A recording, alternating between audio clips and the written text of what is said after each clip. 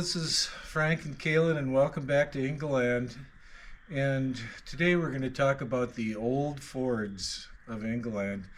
And we've watched a number of YouTube videos, and we've seen how popular old car videos are.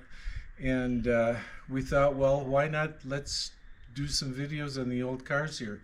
And I'd like to start by saying there's nothing special about them. They're not rare or unusual, and they're not restored to a high degree of quality or anything, but they were all done on a real low budget in basically a single stall garage, and with very little restoration skills. And so we just want to kind of show how it was done. And so the first one, the first old Ford that I want to talk about is my 40 Ford, which I've had the longest. And so I'll start it up and back it out into the yard so we can get a better look at it, and I'll tell how it came to be. Okay, I'm gonna back her out. She said she hasn't been started all winter long, so we don't know what will happen.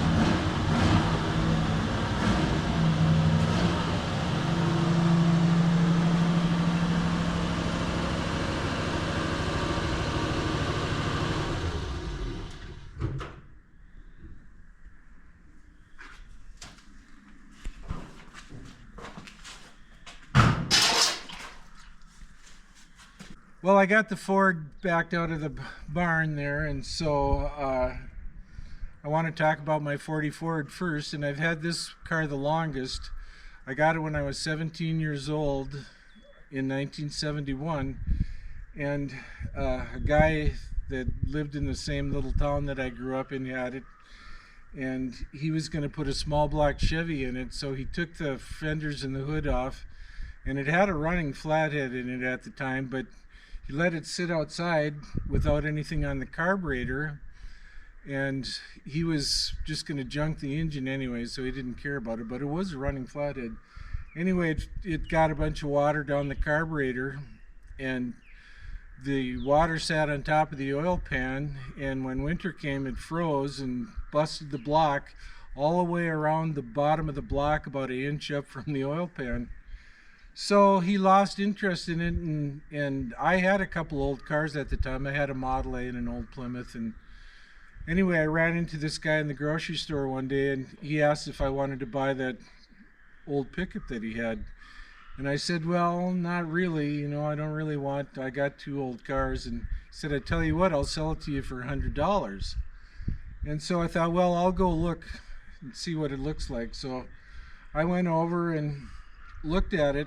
And I always wanted a 40 Ford. I loved the 40 Fords ever since the first time I saw one when I was about 5 years old, and thought, well, I'll probably never be able to afford one. But anyway, here was one for $100.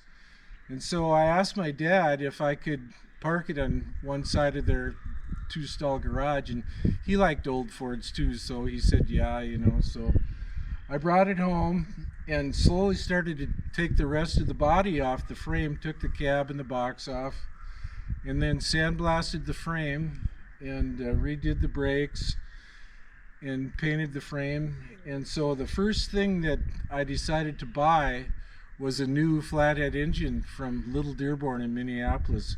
And growing up in the Midwest in Minnesota, Little Dearborn was the go-to place for old Ford parts, and they're closed now, but they had a really neat store downtown in Minneapolis that had all kinds of glass windows where when you walked by at night you could look in there and see all these old Ford parts hanging on the wall. Anyway, I bought a new motor, and that was $475, and that was the most money I laid out at one time ever on the whole project. Anyway, I put the new motor in it, and then just slowly started to redo the body. And I always liked doing pickups when I was a kid, and because you had small body parts to work with and not a whole lot of interior to do, and you could paint the parts individually in a small spot.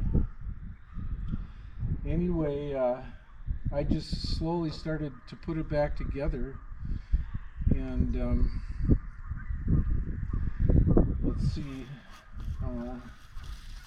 like I said, I painted the parts individually, and so they don't all match real close because some of the paint schemes were quite a few years apart. But when I went to look at the pickup when the guy had it, and I didn't really want to buy it, but for a pickup it had an unusually nice body on it. And old pickups when I was a kid in the 50s and the 60s were the only people that had pickups in those days were farmers, and now everybody and his brother has a pickup nowadays, but in those days only farmers had pickups, and they drove them until there was absolutely nothing left of them. So to find an old pickup that was in fairly good shape was hard to do. So anyway, it had a nice body, so I just slowly started to put it all back together, and it took over 20 years to get it to the point where it is now. But let's just walk around and look at. It's just your basic farm truck, really, but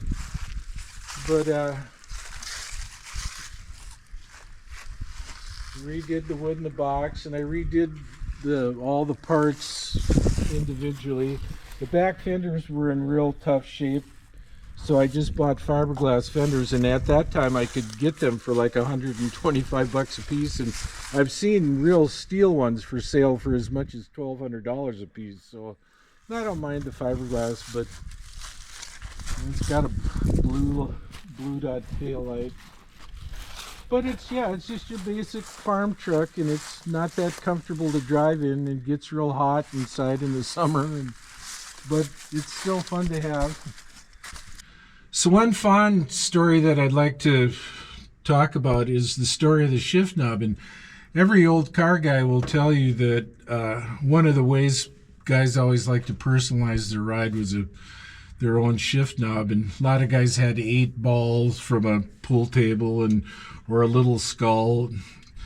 Anyway, the story of this shift knob goes back to the early 80s, and I had just been out of college a couple of years, and I was playing in a band, but money was tight. Anyway, I knew these guys in a country band that had this upcoming gig and it wasn't the normal band that I played in, but I would do fill-in gigs every once in a while with other bands.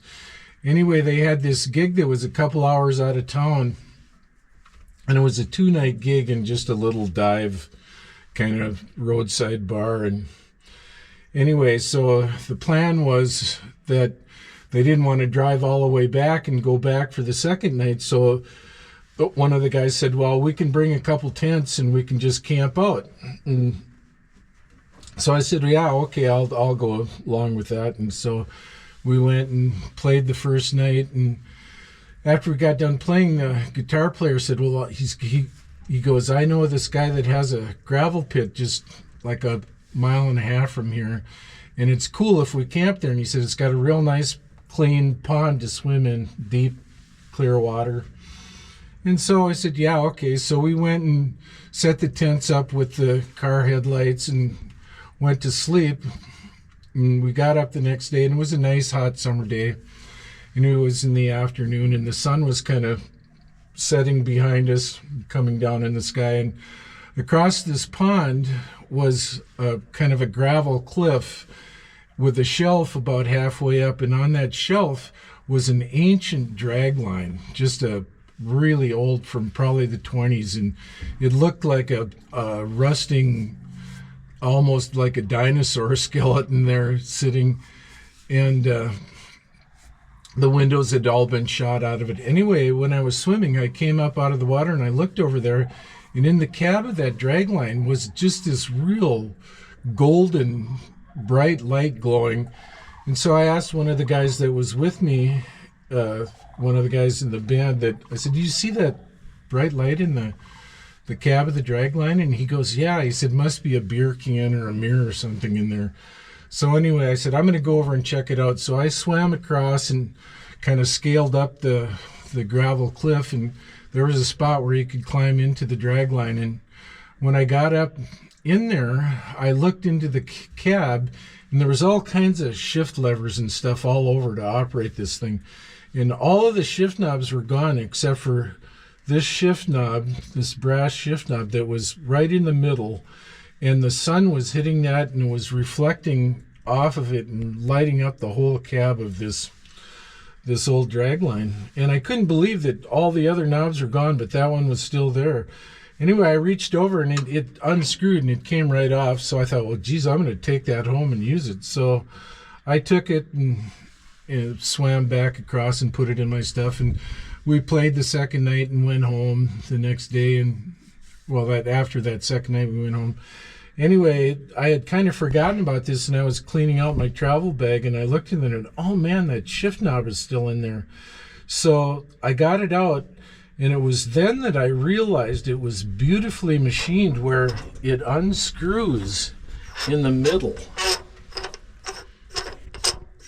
and it opens up, and there's a cavity in the inside of it.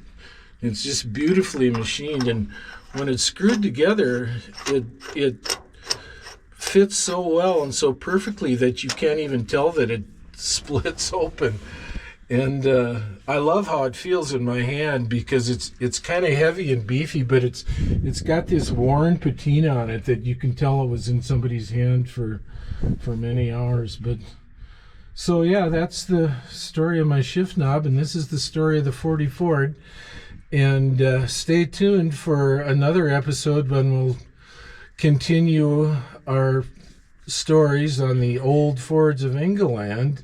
And we've got a couple left, so stay tuned, and we'll see you in the next episode.